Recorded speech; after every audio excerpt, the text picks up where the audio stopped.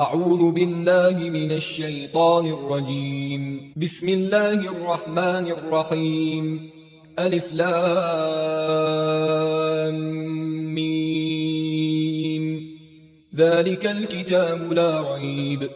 فيه هدى للمتقين الذين يؤمنون بالغيب ويقيمون الصلاة ومما رزقناهم ينفقون والذين يؤمنون بما أنزل إليك وما أنزل من قبلك وبالآخرة هم يوقنون أولئك على هدى من ربهم وأولئك هم المفلحون. إن الذين كفروا سواء عليهم أأنذرتهم أم لم تنذرهم لا يؤمنون. ختم الله على قلوبهم وعلى سمعهم وعلى أبصارهم غشاوة ولهم عذاب عظيم. ومن الناس من يقول آمنا بالله وباليوم الآخر وما هم بمؤمنين يخادعون الله والذين آمنوا وما يخدعون إلا أنفسهم وما يشعرون. في قلوبهم مرض فزادهم الله مرضا ولهم عذاب أليم بما كانوا يكذبون. وإذا قيل لهم لا تفسدوا في الأرض قالوا إنما نحن مصلحون ألا إنهم هم المفسدون ولكن لا يشعرون. وإذا قيل لهم آمنوا كما آمن الناس قالوا أنؤمن كما آمن السفهاء ألا إنهم هم السفهاء ولكن لا يعلمون. وإذا لقوا الذين آمنوا قالوا آمنا وإذا خلوا إلى شياطينهم قالوا إنا معكم إنما نحن مستهزئون. الله يستهزئ بهم ويمدهم في طغيانهم يعمهون. أولئك الذين اشتروا الضلالة بالهدى فما ربحت تجارتهم وما كانوا مهتدين. مثلهم كمثل الذي استوقد نارا فلما أضاءت ما حوله ذهب الله بنورهم وتركهم في ظلمات لا يبصرون. صم بكم عمي فهم لا يرجعون. أو كصيب من السماء فيه ظلمات ورعد وبرق يجعلون أصابعهم في آذانهم من الصواعق حذر الموت والله محيط بالكافرين. يكاد البرق يخطف أبصارهم كلما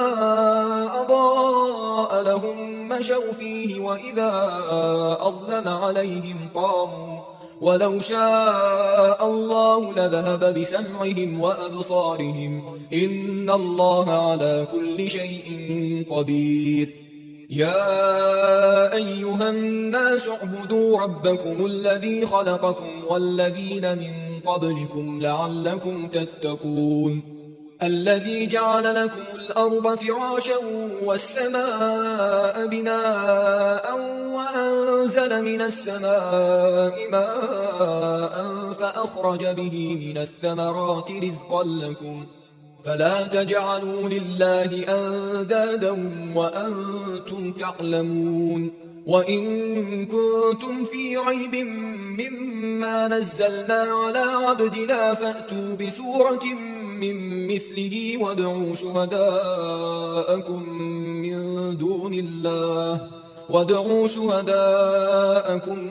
من دون الله إن كنتم صادقين. فإن لم تفعلوا ولن تفعلوا فاتقوا النار التي وقودها الناس والحجارة أعدت للكافرين.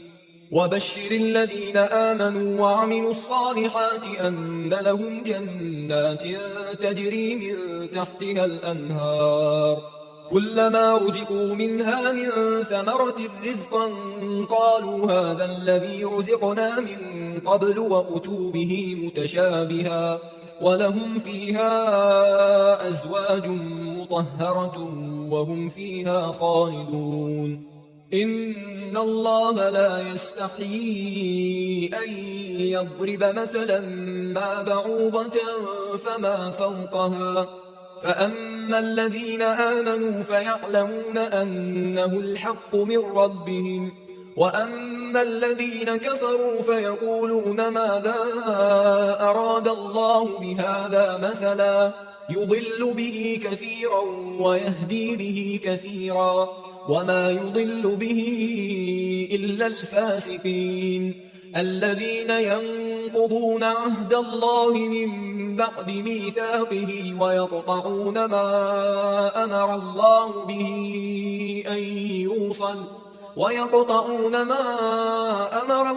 به أن يوصل ويفسدون في الأرض، أولئك هم الخاسرون. كيف تكفرون بالله وكنتم أمواتا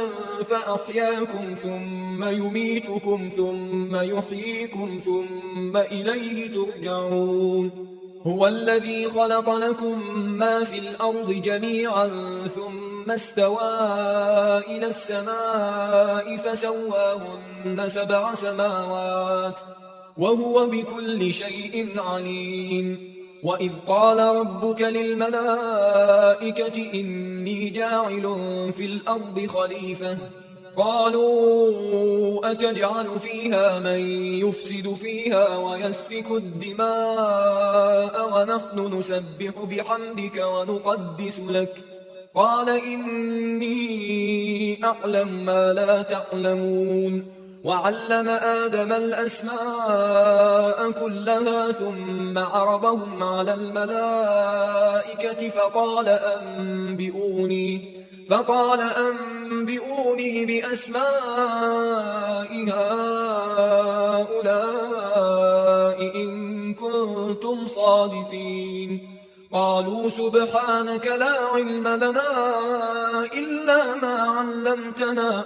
إنك أنت العليم الحكيم. قال يا آدم أنبئهم بأسمائهم فلما أنبأهم بأسمائهم قال ألم أقل لكم إني أعلم غيب السماوات والأرض وأعلم ما تبدون وما كنتم تكتمون. وإذ قلنا للملائكة اسجدوا لآدم فسجدوا إلا إبليس أبى واستكبر وكان من الكافرين. وقلنا يا آدم اسكن أنت وزوجك الجنة وكلا منها رغدا حيث شئتما ولا تقربا هذه الشجرة فتكونا من الظالمين. فأزلهما الشيطان عنها فأخرجهما مما كانا فيه وقلنا اهبطوا بعضكم لبعض عدو ولكم في الأرض مستقر ومتاع إلى حين. فتلقى آدم من ربه كلمات فتاب عليه إنه هو التواب الرحيم. قلنا اهبطوا منها جميعا فإما يأتينكم مني هدى فمن تبع هداي فلا خوف عليهم ولا هم يحزنون. والذين كفروا وكذبوا بآياتنا أولئك أصحاب النار هم فيها خالدون. يا بني إسرائيل اذكروا نعمتي التي أنعمت عليكم وأوفوا بعهدي أوف بعهدكم وإياي فارهبون. وآمنوا بما أنزلت مصدقا لما معكم ولا تكونوا أول كافر به ولا تشتروا بآياتي ثمنا قليلا وإياي فاتقون. ولا تلبسوا الحق بالباطل وتكتموا الحق وأنتم تعلمون. وأقيموا الصلاة وآتوا الزكاة واركعوا مع الراكعين أتأمرون الناس بالبر وتنسون أنفسكم وأنتم تتلون الكتاب أفلا تعقلون واستعينوا بالصبر والصلاة وإنها لكبيرة إلا على الخاشعين الذين يظنون أنهم ملاقو ربهم وأنهم إليه راجعون يا بني إسرائيل اذكروا نعمتي التي أنعمت عليكم وأني فضلتكم على العالمين واتقوا يوما لا تجزي نفس عن نفس شيئا ولا يقبل منها شفاعة ولا يؤخذ منها عدل ولا هم ينصرون وإذ نجيناكم من آل فرعون يسومونكم سوء العذاب يذبحون أبناءكم ويستحيون نساءكم وفي ذلكم بلاء من ربكم عظيم وإذ فرقنا بكم البحر فأنجيناكم وأغرقنا آل فرعون وأنتم تنظرون وإذ واعدنا موسى 40 ليلة ثم اتخذتم العجل من بعده وأنتم ظالمون ثم عفونا عنكم من بعد ذلك لعلكم تشكرون وإذ آتينا موسى الكتاب والفرقان لعلكم تهتدون وإذ قال موسى لقومه يا قوم إنكم ظلمتم أنفسكم باتخاذكم العجل فتوبوا إلى بارئكم فاقتلوا أنفسكم ذلكم خير لكم عند بارئكم فتاب عليكم إنه هو التواب الرحيم وإذ قلتم يا موسى لن نؤمن لك حتى نرى الله جهرة فأخذتكم الصاعقة وأنتم تنظرون ثم بعثناكم من بعد موتكم لعلكم تشكرون وظللنا عليكم الغمام وأنزلنا عليكم المن والسلوى كلوا من طيبات ما رزقناكم وما ظلمونا ولكن كانوا أنفسهم يظلمون وإذ قلنا ادخلوا هذه القرية فكلوا منها حيث شئتم رغدا وادخلوا الباب سجدا وقولوا حطة نغفر لكم خطاياكم وسنزيد المحسنين فبدل الذين ظلموا قولا غير الذي قيل لهم فأنزلنا على الذين ظلموا رجزا من السماء بما كانوا يفسقون وإذ استسقى موسى لقومه فقلنا اضرب بعصاك الحجر فانفجرت منه 12 عينا قد علم كل أناس مشربهم كلوا واشربوا من رزق الله ولا تعثوا في الأرض مفسدين وإذ قلتم يا موسى لن نصبر على طعام واحد فادع لنا ربك يخرج لنا مما تنبت الأرض من بقلها وقثائها وفومها وعدسها وبصلها قال أتستبدلون الذي هو أدنى بالذي هو خير اهبطوا مصرا فإن لكم ما سألتم وضربت عليهم الذلة والمسكنة وباءوا بغضب من الله ذلك بأنهم كانوا يكفرون بآيات الله ويقتلون النبيين بغير الحق ذلك بما عصوا وكانوا يعتدون إن الذين آمنوا والذين هادوا والنصارى والصابئين من آمن بالله واليوم الآخر وعمل صالحا فلهم أجرهم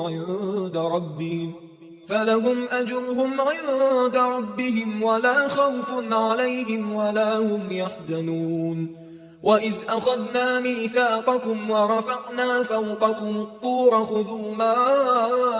آتيناكم بقوة واذكروا ما فيه لعلكم تتقون. ثم توليتم من بعد ذلك فلولا فضل الله عليكم ورحمته لكنتم من الخاسرين. ولقد علمتم الذين اعتدوا منكم في السبت فقلنا لهم كونوا قردة خاسئين فجعلناها نكالا لما بين يديها وما خلفها وموعظة للمتقين. وإذ قال موسى لقومه إن الله يأمركم أن تذبحوا بقرة قالوا أتتخذنا هزوا قال أعوذ بالله أن أكون من الجاهلين. قالوا ادع لنا ربك يبين لنا ما هي قال إنه يقول إنها بقرة لا فارض ولا بكر عوان بين ذلك فافعلوا ما تؤمرون. قالوا ادع لنا ربك يبين لنا ما لونها قال إنه يقول إنها بقرة صفراء فاقع لونها تسر الناظرين. قالوا ادع لنا ربك يبين لنا ما هي إن البقرة شابه علينا وإنا إن شاء الله لمهتدون. قال إنه يقول إنها بقرة لا ذلول تثير الأرض ولا تسقي الحرث مسلمة لا شية فيها. قالوا الآن جئت بالحق فذبحوها وما كادوا يفعلون. وإذ قتلتم نفسا فادارأتم فيها والله مخرج ما كنتم تكتمون. فقلنا اضربوه ببعضها كذلك يحيي الله الموتى ويريكم آياته لعلكم تعقلون. ثم قست قلوبكم من بعد ذلك فهي كالحجارة أو أشد قسوة وإن من الحجارة لما يتفجر منه الأنهار وإن منها لما يشقق فيخرج منه الماء وإن منها لما يهبط من خشية الله وما الله بغافل عما تعملون. أفتطمعون أن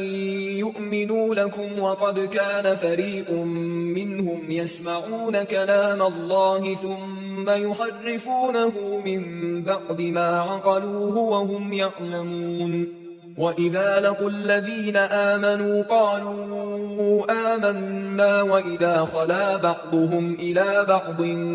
قالوا أتحدثونهم بما فتح الله عليكم ليحاجوكم به عند ربكم أفلا تعقلون. أولا يعلمون أن الله يعلم ما يسرون وما يعلنون. ومنهم أميون لا يعلمون الكتاب إلا أماني وإن هم إلا يظنون. فويل للذين يكتبون الكتاب بأيديهم ثم يقولون هذا من عند الله ليشتروا به ثمنا قليلا فويل لهم مما كتبت أيديهم وويل لهم مما يكسبون. وقالوا لن تمسنا النار إلا أياما معدودة قل أتخذتم عند الله عهدا فلن يخلف الله عهده أم تقولون على الله ما لا تعلمون. بلى من كسب سيئة وأحاطت به خطيئته فأولئك أصحاب النار هم فيها خالدون والذين آمنوا وعملوا الصالحات أولئك أصحاب الجنة هم فيها خالدون وإذ أخذنا ميثاق بني إسرائيل لا تعبدون إلا الله وبالوالدين إحسانا وذي القربى واليتامى والمساكين وقولوا للناس حسنا وأقيموا الصلاة وآتوا الزكاة ثم توليتم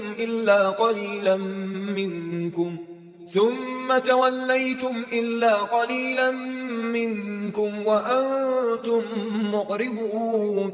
وإذ أخذنا ميثاقكم لا تسفكون دماءكم ولا تخرجون أنفسكم من دياركم ثم أقررتم وأنتم تشهدون ثم أنتم هؤلاء تقتلون أنفسكم وتخرجون فريقا منكم من ديارهم تظاهرون عليهم بالإثم والعدوان وإن يأتوكم أسارى تفادوهم وهو محرم عليكم إخراجهم أفتؤمنون ببعض الكتاب وتكفرون ببعض فما جزاء من يفعل ذلك منكم إلا خزي في الحياة الدنيا ويوم القيامة يردون إلى أشد العذاب وما الله بغافل عما تعملون أولئك الذين اشتروا الحياة الدنيا بالآخرة فلا يخفف عنهم العذاب ولا هم ينصرون ولقد آتينا موسى الكتاب وقفينا من بعده بالرسل وآتينا عيسى ابن مريم البينات وأيدناه بروح القدس أفكلما جاءكم رسول بما لا تهوى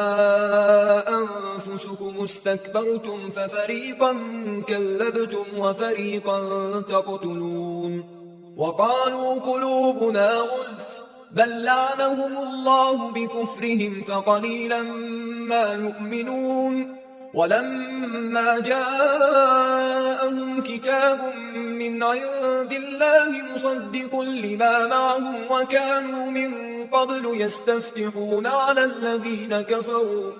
فلما جاءهم ما عرفوا كفروا به فلعنة الله على الكافرين بئس ما اشتروا به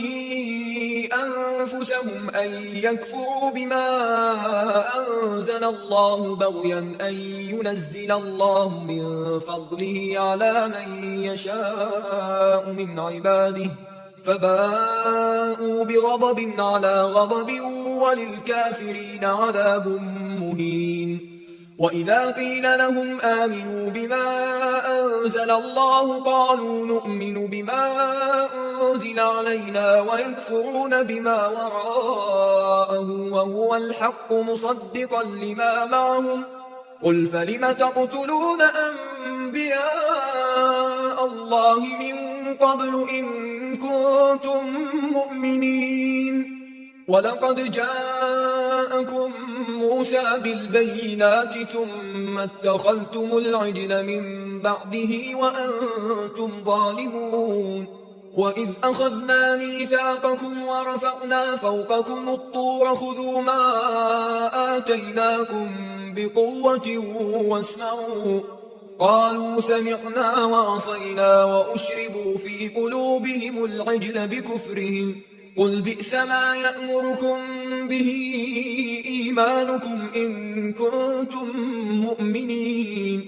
قل إن كانت لكم الدار الآخرة عند الله خالصة من دون الناس فتمنوا الموت إن كنتم صادقين ولن يتمنوه أبدا بما قدمت أيديهم والله عليم بالظالمين. ولتجدنهم أحرص الناس على حياة ومن الذين أشركوا يود أحدهم لو يعمر 1000 سنة وما هو بمزحزحه من العذاب أن يعمر والله بصير بما يعملون. قل من كان عدوا لجبريل فإنه نزله على قلبك بإذن الله مصدقا لما بين يديه وهدى وبشرى للمؤمنين. من كان عدوا لله وملائكته ورسله وجبريل وميكال فإن الله عدو للكافرين. ولقد أنزلنا إليك آيات بينات وما يكفر بها إلا الفاسقون. أوكلما عاهدوا عهدا نبذه فريق منهم بل أكثرهم لا يؤمنون. ولما جاءهم رسول من عند الله مصدق لما معهم نبذ فريق من الذين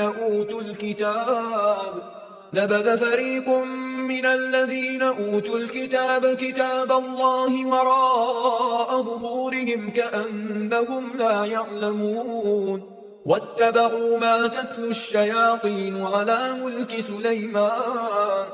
وما كفر سليمان ولكن الشياطين كفروا يعلمون الناس السحر وما أنزل على الملكين ببابل هاروت وماروت وما يعلمان من أحد حتى يقولا إنما نحن فتنة فلا تكفر فيتعلمون منهما ما يفرقون به بين المرء وزوجه وما هم بضارين به من أحد إلا بإذن الله ويتعلمون ما يضرهم ولا ينفعهم ولقد علموا لمن اشتراه ما له في الآخرة من خلاق ولبئس ما شروا به أنفسهم لو كانوا يعلمون. ولو أنهم آمنوا واتقوا لمثوبة من عند الله خير لو كانوا يعلمون. يا أيها الذين آمنوا لا تقولوا راعنا وقولوا انظرنا واسمعوا وللكافرين عذاب أليم. ما يود الذين كفروا من أهل الكتاب ولا المشركين أن ينزل عليكم من خير من ربكم والله يختص برحمته من يشاء والله ذو الفضل العظيم. ما ننسخ من آية أو ننسها نأت بخير منها أو مثلها. ألم تعلم أن الله على كل شيء قدير. ألم تعلم أن الله له ملك السماوات والأرض وما لكم من دون الله من ولي ولا نصير. أم تريدون أن تسألوا رسولكم كما سئل موسى من قبل ومن يتبدل الكفر بالإيمان فقد ضل سواء السبيل. ود كثير من أهل الكتاب لو يردونكم من بعد إيمانكم كفارا حسدا من عند أنفسهم من بعد ما تبين لهم الحق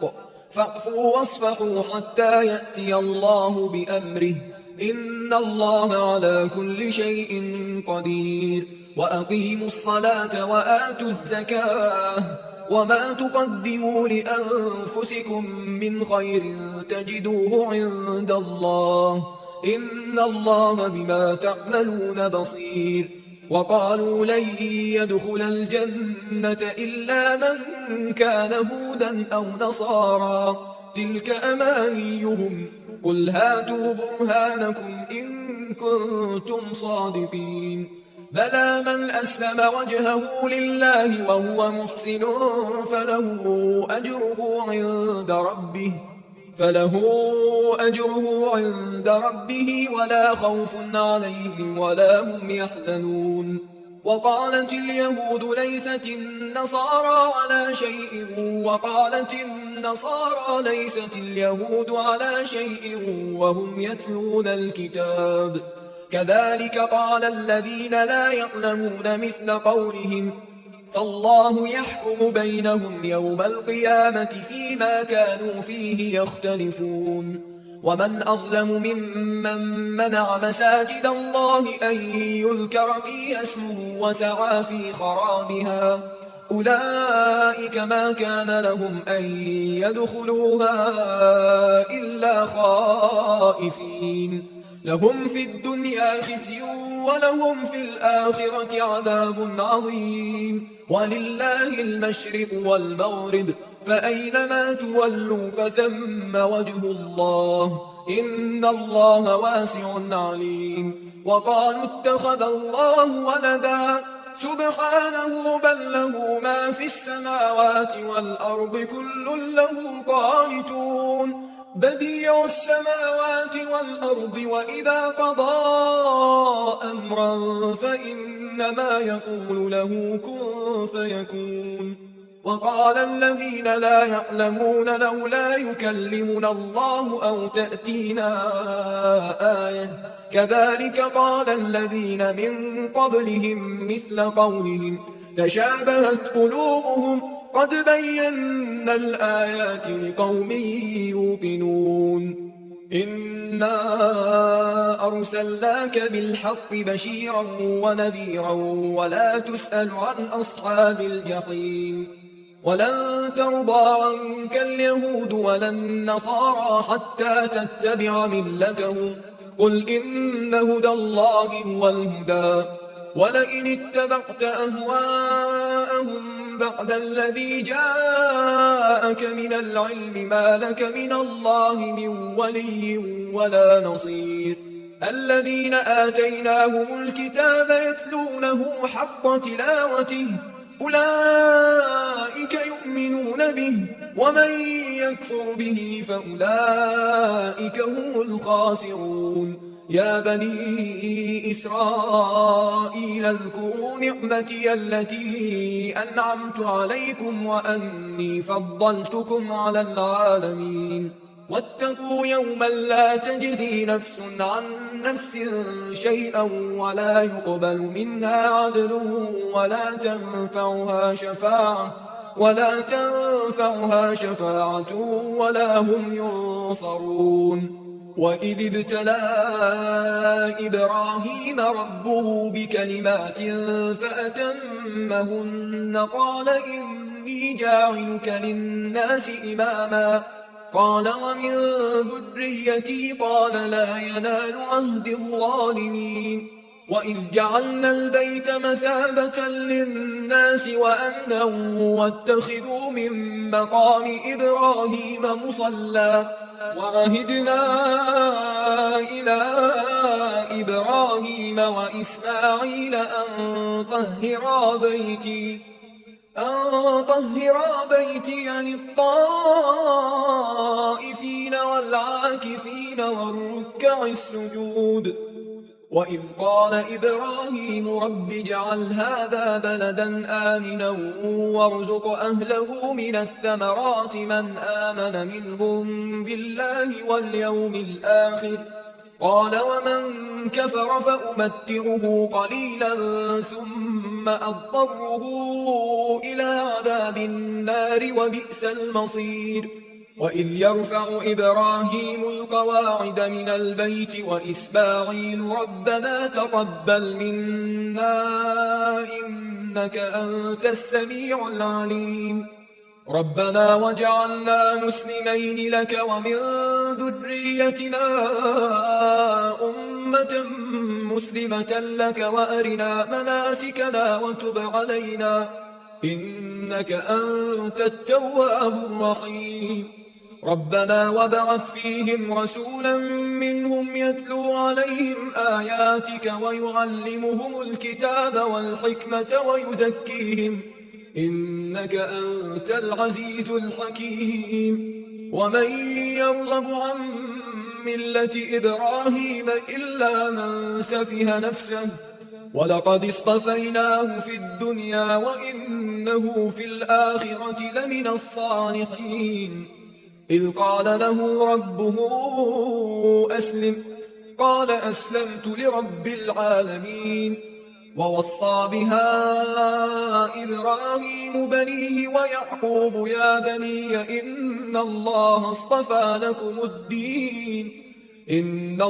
اصطفى لكم الدين فلا تموتن إلا وأنتم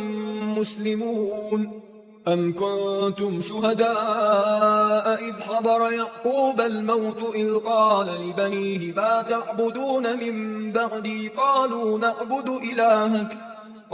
نعبد إلهك وإله آبائك إبراهيم وإسماعيل وإسحاق إلها واحدا ونحن له مسلمون تلك أمة قد خلت لها ما كسبت ولكم ما كسبتم ولا تسألون عما كانوا يعملون وقالوا كونوا هودا أو نصارى تهتدوا قل بل ملة إبراهيم حنيفا وما كان من المشركين قولوا آمنا بالله وما أنزل إلينا وما أنزل إلى إبراهيم وإسماعيل وإسحاق ويعقوب والأسباط وما أوتي موسى وعيسى وما أوتي النبيون من ربهم لا نفرق بين أحد منهم ونحن له مسلمون فإن آمنوا بمثل ما آمنتم به فقد اهتدوا وإن تولوا فإنما هم في شقاق فسيكفيكهم الله وهو السميع العليم صبغة الله ومن أحسن من الله صبغة ونحن له عابدون قل أتحاجوننا في الله وهو ربنا وربكم ولنا أعمالنا ولكم أعمالكم ونحن له مخلصون أم تقولون إن إبراهيم وإسماعيل وإسحاق ويعقوب والأسباط كانوا هودا أو نصارى قل أأنتم أعلم أم الله ومن أظلم ممن كتم شهادة عنده من الله وما الله بغافل عما تعملون تلك أمة قد خلت لها ما كسبت ولكم ما كسبتم ولا تسألون عما كانوا يعملون سيقول السفهاء من الناس ما ولاهم عن قبلتهم التي كانوا عليها قل لله المشرق والمغرب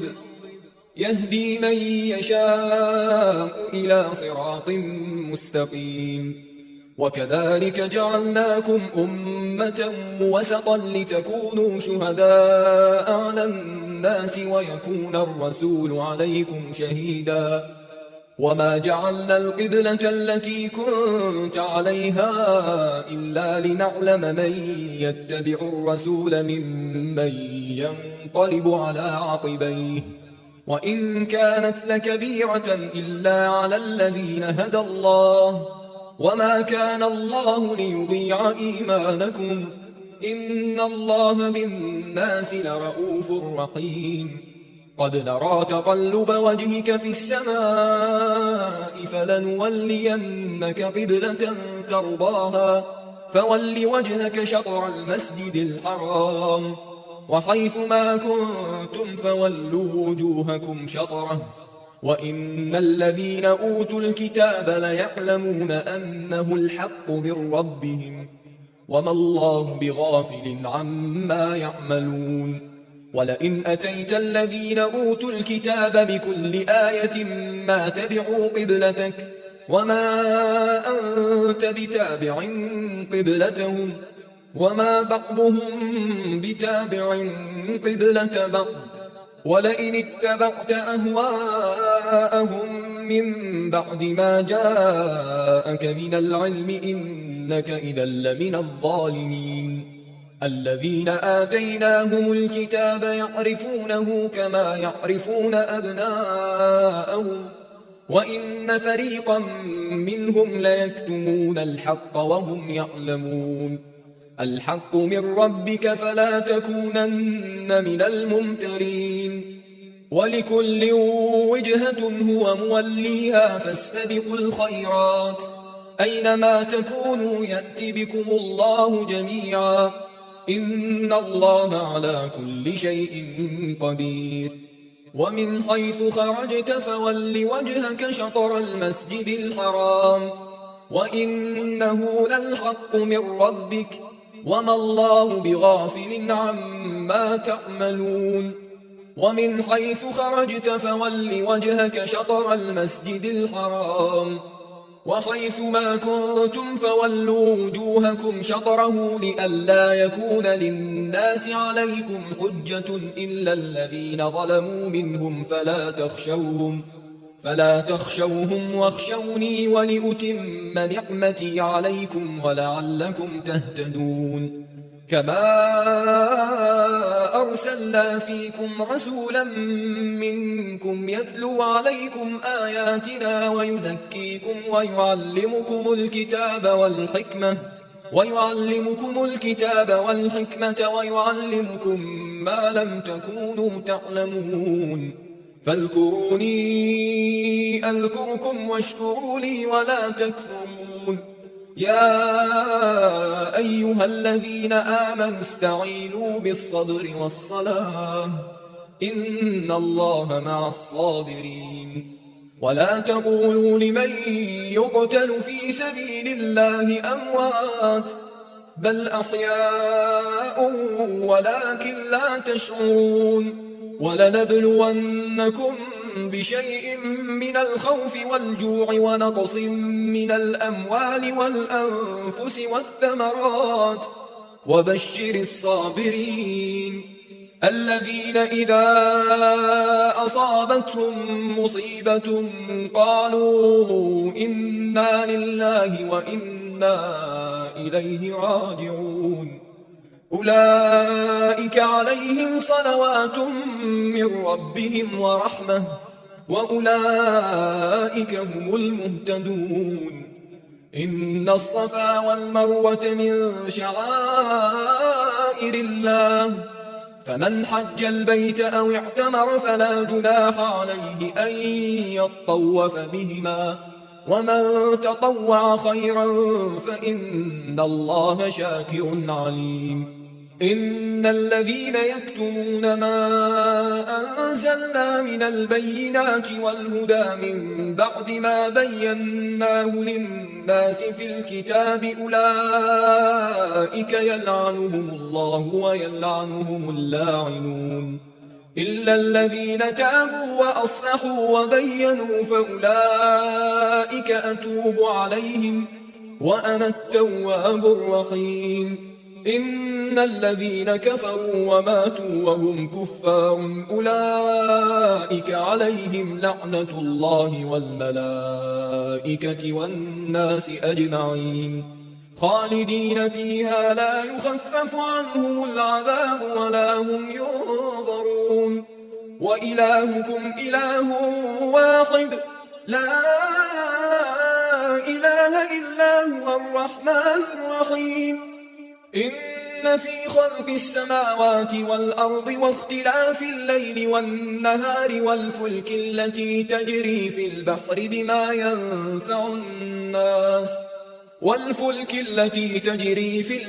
بما ينفع الناس وما أنزل الله من السماء من ماء فأحيا به الأرض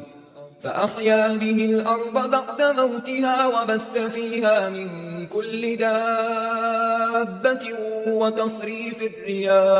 وتصريف الرياح والسحاب المسخر بين السماء والأرض لآيات لقوم يعقلون ومن الناس من يتخذ من دون الله أندادا يحبونهم كحب الله والذين آمنوا أشد حبا لله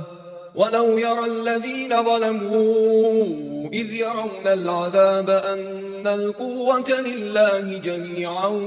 وأن الله شديد العذاب إذ تبرأ الذين اتبعوا من الذين اتبعوا ورأوا العذاب وتقطعت بهم الأسباب وقال الذين اتبعوا لو أن لنا كرة فنتبرأ منهم كما تبرأوا منا كذلك يريهم الله أعمالهم حسرات عليهم وما هم بخارجين من النار يا أيها الناس كلوا مما في الأرض حلالا طيبا ولا تتبعوا خطوات الشيطان إنه لكم عدو مبين إنما يأمركم بالسوء والفحشاء وأن تقولوا على الله ما لا تعلمون وإذا قيل لهم اتبعوا ما أنزل الله قالوا بل نتبع ما ألفينا عليه آباءنا أولو كان آباؤهم لا يعقلون شيئا ولا يهتدون ومثل الذين كفروا كمثل الذي ينعق بما لا يسمع إلا دعاء ونداء صم بكم عمي فهم لا يعقلون يا أيها الذين آمنوا كلوا من طيبات ما رزقناكم واشكروا لله إن كنتم إياه تعبدون إنما حرم عليكم الميتة والدم ولحم الخنزير وما أهل به لغير الله فمن اضطر غير باغ ولا عاد فلا إثم عليه إن الله غفور رحيم إن الذين يكتمون ما أنزل الله من الكتاب ويشترون به ثمنا قليلا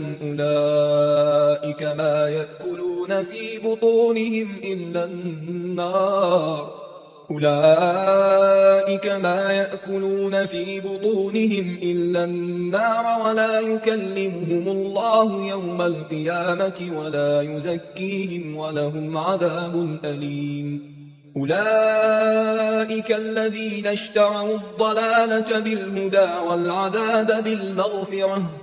فما أصبرهم على النار ذلك بأن الله نزل الكتاب بالحق وإن الذين اختلفوا في الكتاب لفي شقاق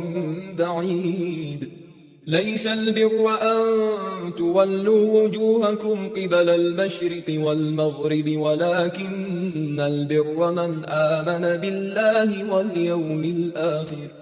ولكن البر من آمن بالله واليوم الآخر والملائكة والكتاب والنبيين وآتى المال على حبه ذوي القربى واليتامى والمساكين وابن السبيل والسائلين وفي الرقاب وأقام الصلاة وآتى الزكاة والموفون بعهدهم إذا عاهدوا والصابرين في البأساء والضراء وحين البأس أولئك الذين صدقوا وأولئك هم المتقون. يا أيها الذين آمنوا كتب عليكم القصاص في القتلى، الحر بالحر والعبد بالعبد والأنثى بالأنثى، فمن عفي له من أخيه شيء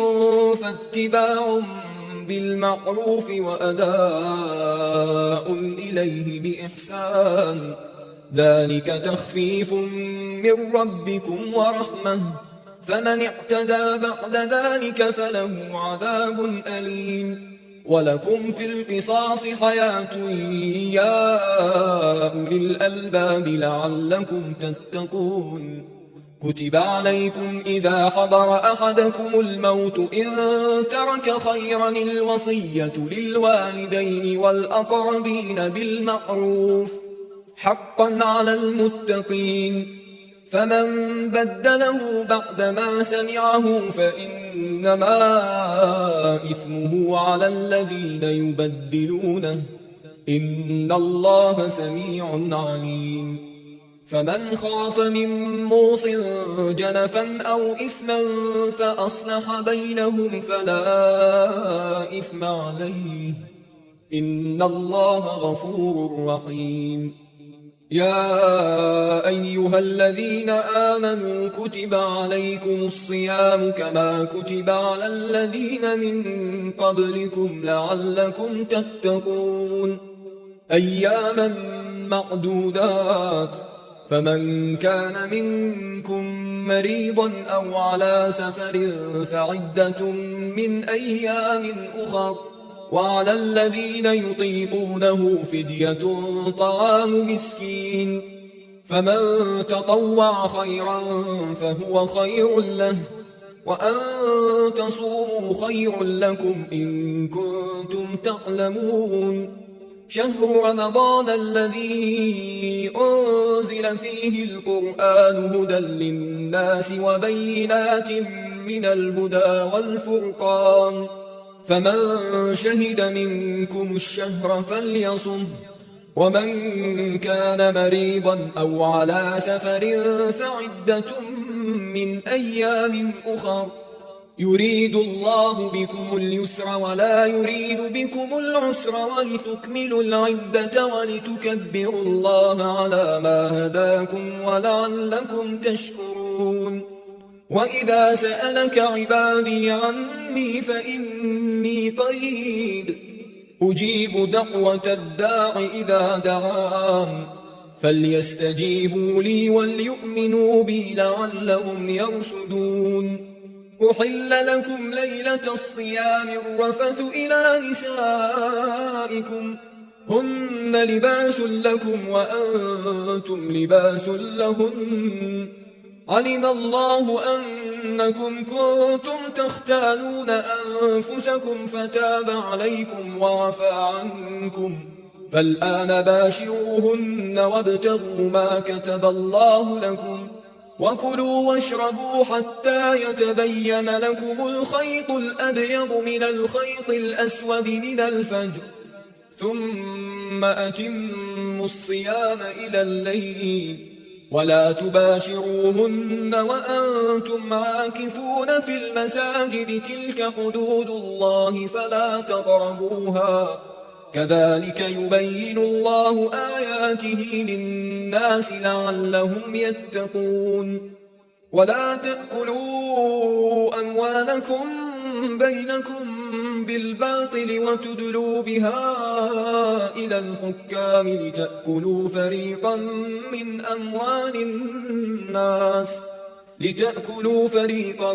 من أموال الناس بالإثم وأنتم تعلمون. يسألونك عن الأهلة قل هي مواقيت للناس والحج، وليس البر بأن تأتوا البيوت من ظهورها ولكن البر من اتقى، وأتوا البيوت من أبوابها، واتقوا الله لعلكم تفلحون. وقاتلوا في سبيل الله الذين يقاتلونكم ولا تعتدوا إن الله لا يحب المعتدين وقتلوهم حيث ثقفتموهم وأخرجوهم من حيث أخرجوكم والفتنة أشد من القتل ولا تقاتلوهم عند المسجد الحرام حتى يقاتلوكم فيه فإن قاتلوكم فاقتلوهم كذلك جزاء الكافرين فإن انتهوا فإن الله غفور رحيم وقاتلوهم حتى لا تكون فتنة ويكون الدين لله فإن انتهوا فلا عدوان إلا على الظالمين الشهر الحرام بالشهر الحرام والحرمات قصاص فمن اعتدى عليكم فاعتدوا عليه بمثل ما اعتدى عليكم واتقوا الله واعلموا أن الله مع المتقين وأنفقوا في سبيل الله ولا تلقوا بأيديكم إلى التهلكة وأحسنوا إن الله يحب المحسنين وأتموا الحج والعمرة لله فإن أحصرتم فما استيسر من الهدي ولا تحلقوا رؤوسكم حتى يبلغ الهدي محله فمن كان منكم مريضا أو به أذى من رأسه ففدية من صيام أو صدقة أو نسك فإذا أمنتم فمن تمتع بالعمرة إلى الحج فما استيسر من الهدي فمن لم يجد فصيام 3 أيام في الحج و7 إذا رجعتم تلك 10 كاملة ذلك لمن لم يكن أهله حاضر المسجد الحرام واتقوا الله واعلموا أن الله شديد العقاب الحج أشهر معلومات فمن فرض فيهن الحج فلا رفث ولا فسوق ولا جدال في الحج وما تفعلوا من خير يعلمه الله وتزودوا فإن خير الزاد التقوى واتقون يا أولي الألباب ليس عليكم جناح أن تبتغوا فضلا من ربكم فإذا أفضتم من عرفات فاذكروا الله عند المشعر الحرام واذكروه كما هداكم وإن كنتم من قبله لمن الضالين ثم أفيضوا من حيث أفاض الناس واستغفروا الله إن الله غفور رحيم فإذا قضيتم مناسككم فاذكروا الله كذكركم آباءكم أو أشد ذكرا فمن الناس من يقول ربنا آتنا في الدنيا وما له في الآخرة من خلاق ومنهم من يقول ربنا آتنا في الدنيا حسنة وفي الآخرة حسنة وقنا عذاب النار أولئك لهم نصيب مما كسبوا والله سريع الحساب واذكروا الله في أيام معدودات فمن تعجل في يومين فلا إثم عليه ومن تأخر فلا إثم عليه لمن اتقى واتقوا الله واعلموا أنكم إليه تحشرون ومن الناس من يعجبك قوله في الحياة الدنيا ويشهد الله على ما في قلبه وهو ألد الخصام وإذا تولى سعى في الأرض ليفسد فيها ويهلك الحرث والنسل والله لا يحب الفساد وإذا قيل له اتق الله أخذته العزة بالإثم فحسبه جهنم ولبئس المهاد. ومن الناس من يشري نفسه ابتغاء مرضات الله والله رؤوف بالعباد. يا أيها الذين آمنوا ادخلوا في السلم كافة ولا تتبعوا خطوات الشيطان إنه لكم عدو مبين. فإن زللتم من بعد ما جاءتكم البينات فاعلموا أن الله عزيز حكيم. هل ينظرون إلا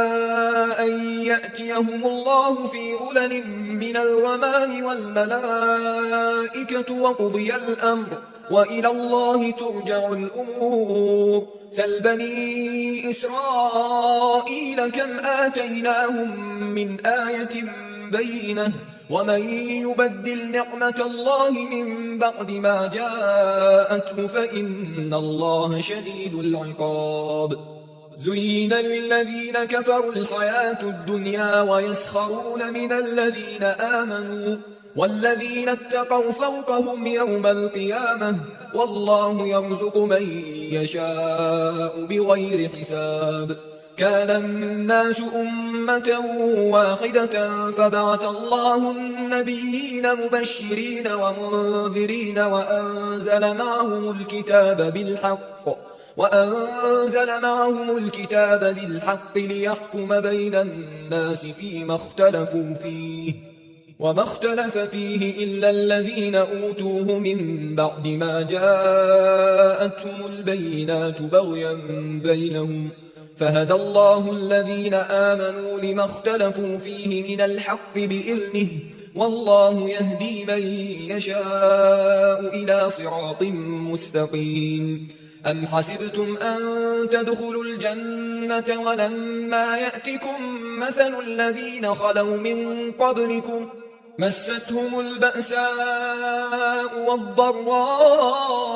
وزلزلوا حتى يقول الرسول والذين آمنوا معه متى نصر الله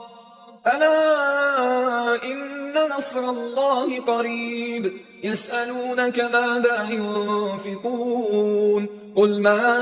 أنفقتم من خير فللوالدين والأقربين واليتامى والمساكين وابن السبيل وما تفعلوا من خير فإن الله به عليم. كتب عليكم القتال وهو كره لكم وعسى أن تكرهوا شيئا وهو خير لكم وعسى أن تحبوا شيئا وهو شر لكم والله يعلم وأنتم لا تعلمون. يسألونك عن الشهر الحرام قتال فيه قل قتال فيه كبير وصد عن سبيل الله وكفر به والمسجد الحرام وإخراج أهله منه أكبر عند الله والفتنة أكبر من القتل ولا يزالون يقاتلونكم حتى يردوكم عن دينكم إن استطاعوا ومن يرتدد منكم عن دينه فيمت وهو كافر فأولئك حبطت أعمالهم في الدنيا والآخرة وأولئك أصحاب النار هم فيها خالدون. إن الذين آمنوا والذين هاجروا وجاهدوا في سبيل الله أولئك يرجون رحمة الله والله غفور رحيم. يسألونك عن الخمر والميسر قل فيهما إثم كبير ومنافع للناس وإثمهما أكبر من نفعهما ويسألونك ماذا ينفقون قل العفو كذلك يبين الله لكم الآيات لعلكم تتفكرون في الدنيا والآخرة.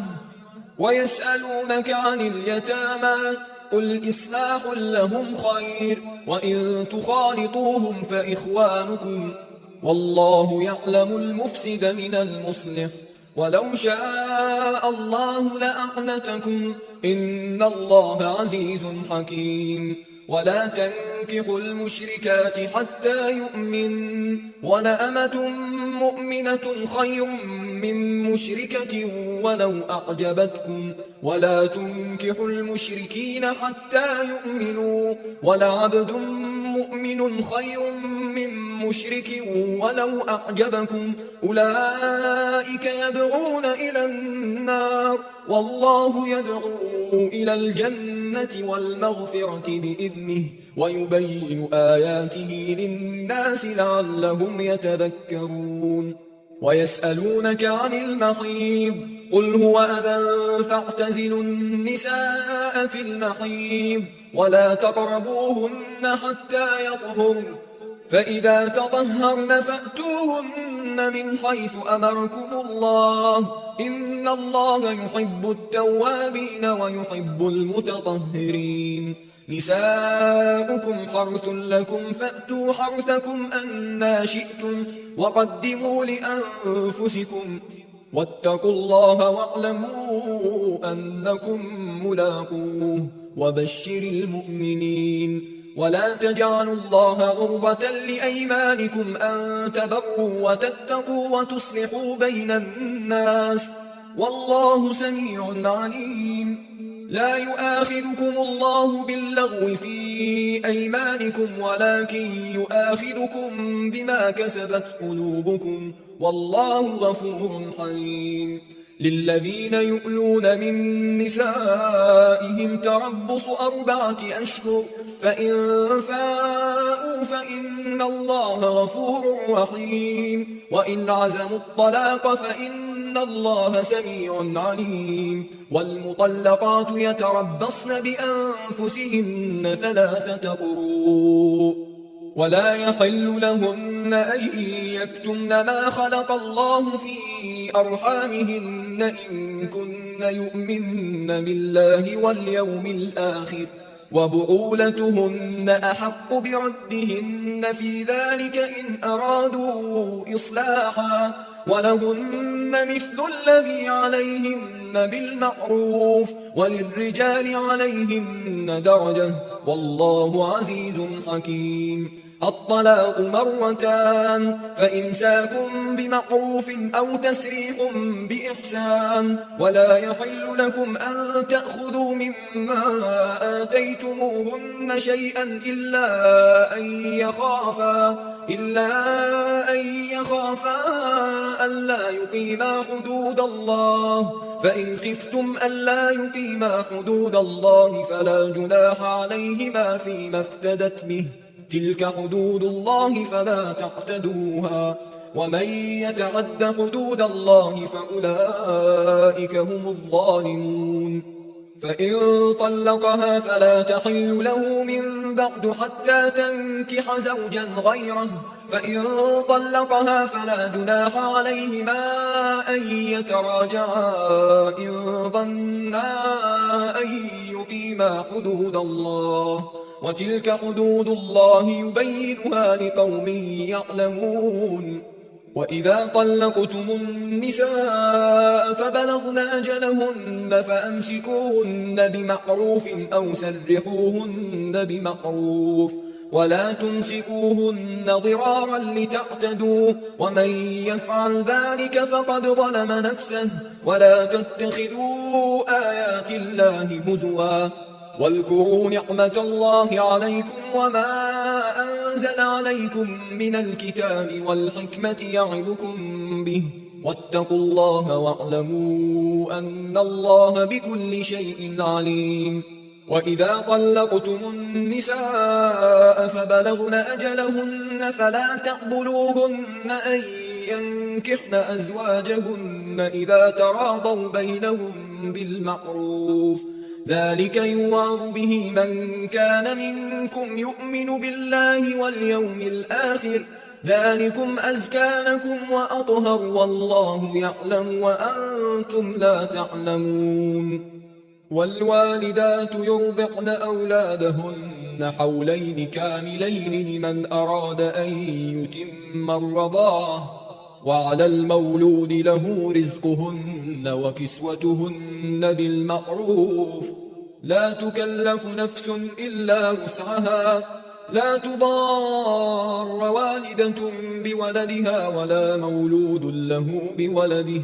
وعلى الوارث مثل ذلك فإن أرادا فصالا عن تراض منهما وتشاور فلا جناح عليهما وإن أردتم أن تسترضعوا أولادكم فلا جناح عليكم إذا سلمتم ما آتيتم بالمعروف واتقوا الله واعلموا أن الله بما تعملون بصير والذين يتوفون منكم ويذرون أزواجا يتربصن بأنفسهن 4 أشهر وعشرا فإذا بلغن أجلهن فلا جناح عليكم فيما فعلن في أنفسهن بالمعروف والله بما تعملون خبير ولا جناح عليكم فيما عرضتم به من خطبة النساء أو أكننتم في أنفسكم علم الله أنكم ستذكرونهن ولكن لا تواعدوهن سرا إلا أن تقولوا قولا معروفا ولا تعزموا عقدة النكاح حتى يبلغ الكتاب أجله واعلموا أن الله يعلم ما في أنفسكم فاحذروه واعلموا أن الله غفور حليم لا جناح عليكم إن طلقتم النساء ما لم تمسوهن أو تفرضوا لهن فريضة ومتعوهن على الموسع قدره وعلى المقتر قدره متاعا بالمعروف حقا على المحسنين وإن طلقتموهن من قبل أن تمسوهن وقد فرضتم لهن فريضة فنصف ما فرضتم إلا أن يعفون أو يعفو الذي بيده عقدة النكاح وأن تعفوا أقرب للتقوى ولا تنسوا الفضل بينكم إن الله بما تعملون بصير حافظوا على الصلوات والصلاة الوسطى وقوموا لله قانتين فإن خفتم فرجالا أو ركبانا فإذا أمنتم فاذكروا الله كما علمكم ما لم تكونوا تعلمون والذين يتوفون منكم ويذرون أزواجا وصية لأزواجهم متاعا إلى الحول غير إخراج فإن خرجن فلا جناح عليكم فيما فعلن في أنفسهن من معروف والله عزيز حكيم وللمطلقات متاع بالمعروف حقا على المتقين كذلك يبين الله لكم آياته لعلكم تعقلون ألم تر إلى الذين خرجوا من ديارهم وهم ألوف حذر الموت فقال لهم الله موتوا ثم أحياهم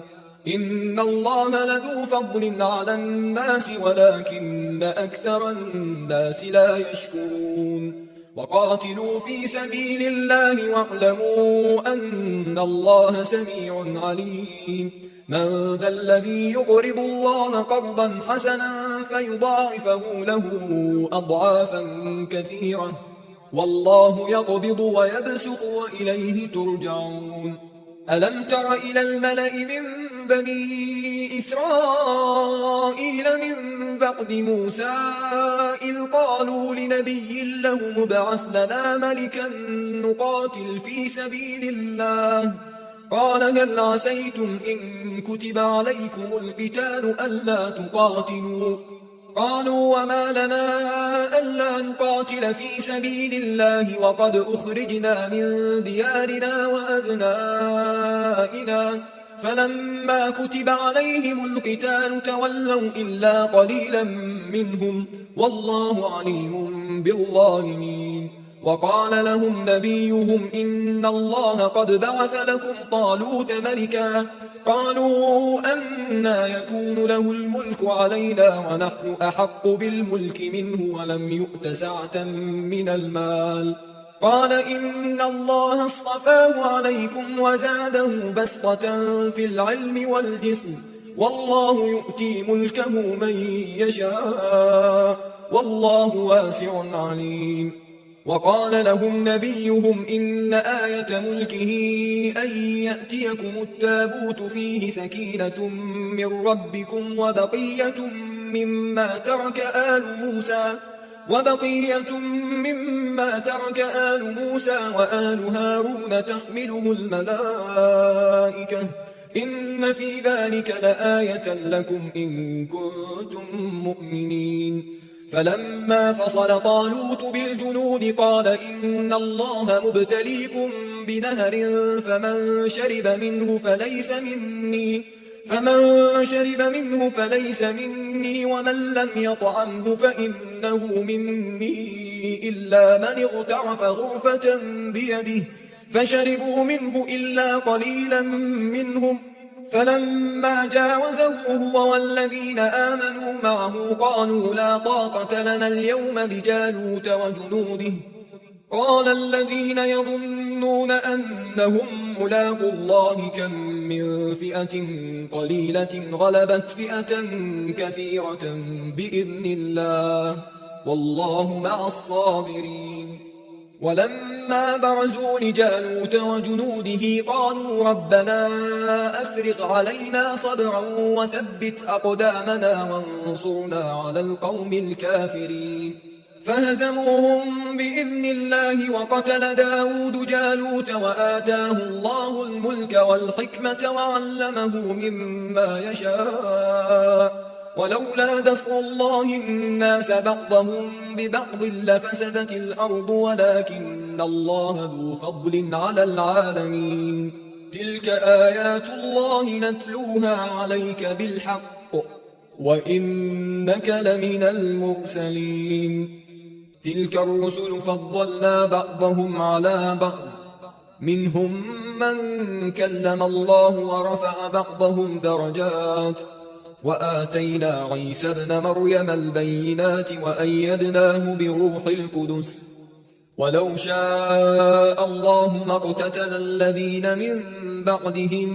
من بعد ما جاءتهم البينات ولكن اختلفوا فمنهم من آمن ومنهم من كفر ولو شاء الله ما اقتتلوا ولكن الله يفعل ما يريد يا أيها الذين آمنوا أنفقوا مما رزقناكم من قبل أن يأتي يوم لا بيع فيه ولا خلة ولا شفاعة والكافرون هم الظالمون الله لا إله إلا هو الحي القيوم لا تأخذه سنة ولا نوم له ما في السماوات وما في الأرض من ذا الذي يشفع عنده إلا بإذنه يعلم ما بين أيديهم وما خلفهم ولا يحيطون بشيء من علمه إلا بما شاء وسع كرسيه السماوات والأرض ولا يؤوده حفظهما وهو العلي العظيم لا إكراه في الدين قد تبين الرشد من الغي فمن يكفر بالطاغوت ويؤمن بالله فقد استمسك بالعروة الوثقى لا انفصام لها والله سميع عليم الله ولي الذين آمنوا يخرجهم من الظلمات إلى النور والذين كفروا أولياؤهم الطاغوت يخرجونهم من النور إلى الظلمات أولئك أصحاب النار هم فيها خالدون ألم تر إلى الذي حاج إبراهيم في ربه أن آتاه الله الملك إذ قال إبراهيم ربي الذي يحيي ويميت قال أنا أحيي وأميت قال إبراهيم فإن الله يأتي بالشمس من المشرق فأت بها من المغرب فبهت الذي كفر والله لا يهدي القوم الظالمين أو كالذي مر على قرية وهي خاوية على عروشها قال أنى يحيي هذه الله بعد موتها فأماته الله 100 عام ثم بعثه قال كم لبثت قال لبثت يوما أو بعض يوم قال بل لبثت 100 عام فانظر إلى طعامك وشرابك لم يتسنه وانظر إلى حمارك ولنجعلك آية للناس وانظر إلى العظام كيف ننشزها ثم نكسوها لحما فلما تبين له قال أعلم أن الله على كل شيء قدير وإذ قال إبراهيم رب أرني كيف تحيي الموتى قال أولم تؤمن قال بلى ولكن ليطمئن قلبي قال فخذ 4 من الطير فصرهن إليك ثم اجعل على كل جبل منهن جزءا ثم ادعهن يأتينك سعيا واعلم أن الله عزيز حكيم مثل الذين ينفقون أموالهم في سبيل الله كمثل حبة أنبتت 7 سنابل في كل سنبلة 100 حبة والله يضاعف لمن يشاء والله واسع عليم الذين ينفقون أموالهم في سبيل الله ثم لا يتبعون ما أنفقوا منا ولا أذى لهم أجرهم عند ربهم ولا خوف عليهم ولا هم يحزنون قول معروف ومغفرة خير من صدقة يتبعها أذى والله غني حليم يا أيها الذين آمنوا لا تبطلوا صدقاتكم بالمن والأذى كالذي ينفق ماله رئاء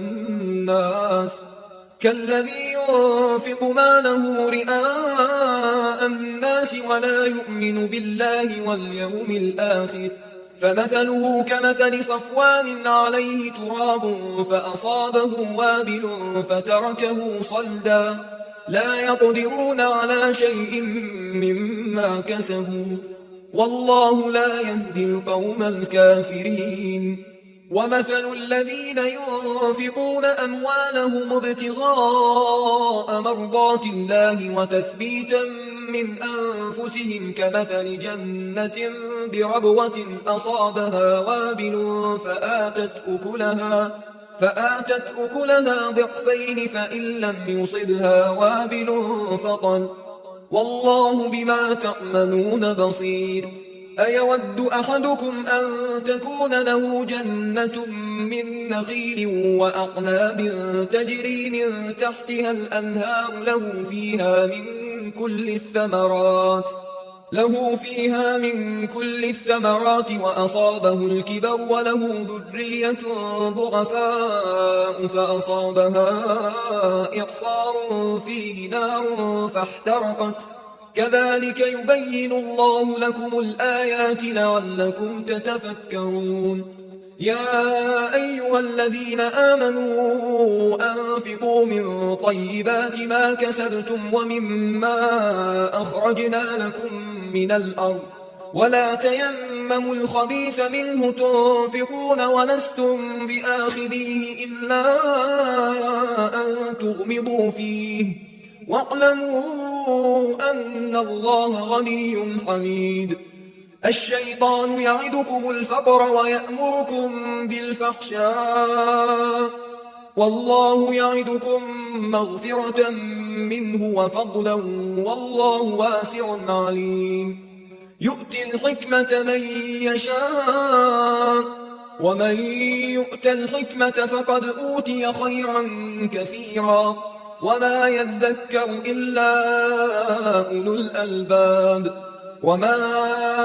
أنفقتم من نفقة أو نذرتم من نذر فإن الله يعلمه وما للظالمين من أنصار إن تبدوا الصدقات فنعما هي وإن تخفوها وتؤتوها الفقراء فهو خير لكم ويكفر عنكم من سيئاتكم والله بما تعملون خبير ليس عليك هداهم ولكن الله يهدي من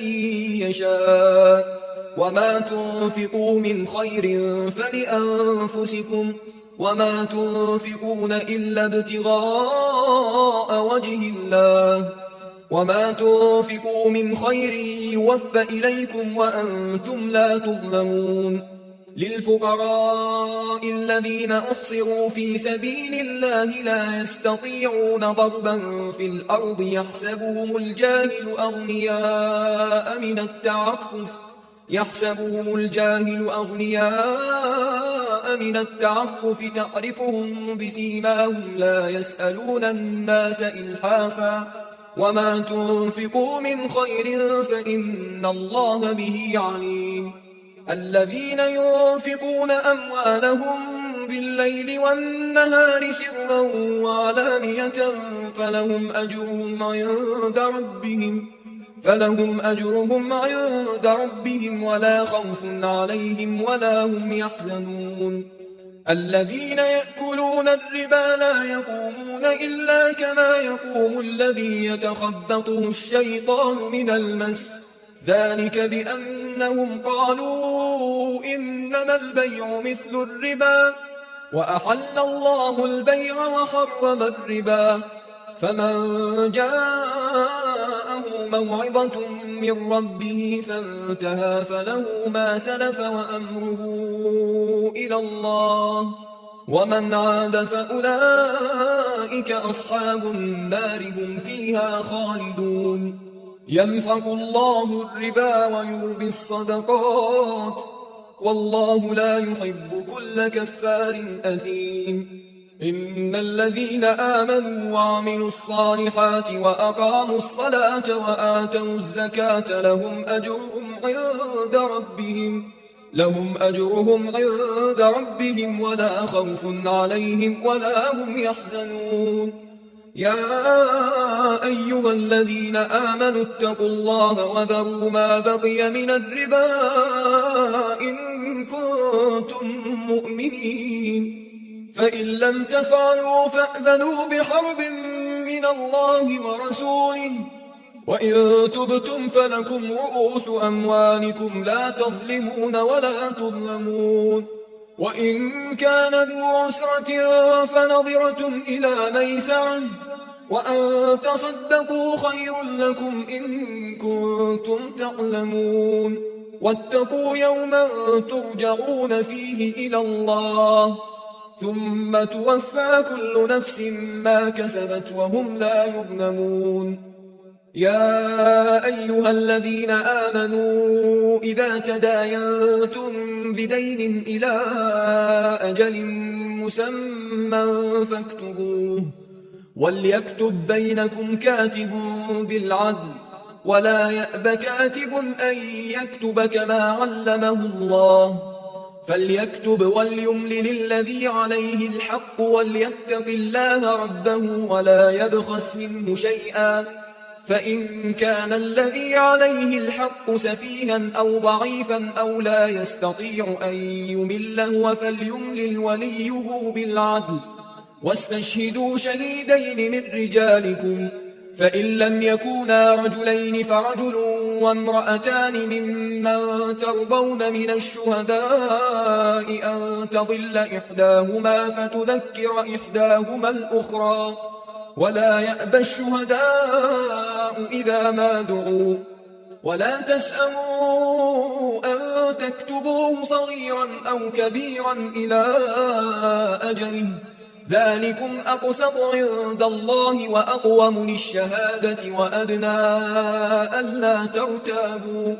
إلا أن تكون تجارة حاضرة تديرونها بينكم فليس عليكم جناح ألا تكتبوها، وأشهدوا إذا تبايعتم، ولا يضار كاتب ولا شهيد، وإن تفعلوا فإنه فسوق بكم، واتقوا الله ويعلمكم الله، والله بكل شيء عليم. وإن كنتم على سفر ولم تجدوا كاتبا فرهان مقبوضة، فإن أمن بعضكم بعضا فليؤدي الذي اؤتمن أمانته وليتق الله ربه ولا تكتموا الشهادة، ومن يكتمها فإنه آثم قلبه، والله بما تعملون عليم. لله ما في السماوات وما في الأرض، وإن تبدوا ما في أنفسكم أو تخفوه يحاسبكم به الله، فيغفر لمن يشاء ويعذب من يشاء، والله على كل شيء قدير. آمن الرسول بما أنزل إليه من ربه والمؤمنون كل آمن بالله وملائكته وكتبه ورسله لا نفرق بين أحد من رسله، وقالوا سمعنا وأطعنا غفرانك ربنا وإليك المصير. لا يكلف الله نفسا إلا وسعها، لها ما كسبت وعليها ما اكتسبت، ربنا لا تؤاخذنا إن نسينا أو أخطأنا، ربنا ولا تحمل علينا إصرا كما حملته على الذين من قبلنا، ربنا ولا تحملنا ما لا طاقة لنا به، واعف عنا واغفر لنا وارحمنا، أنت مولانا فانصرنا على القوم الكافرين.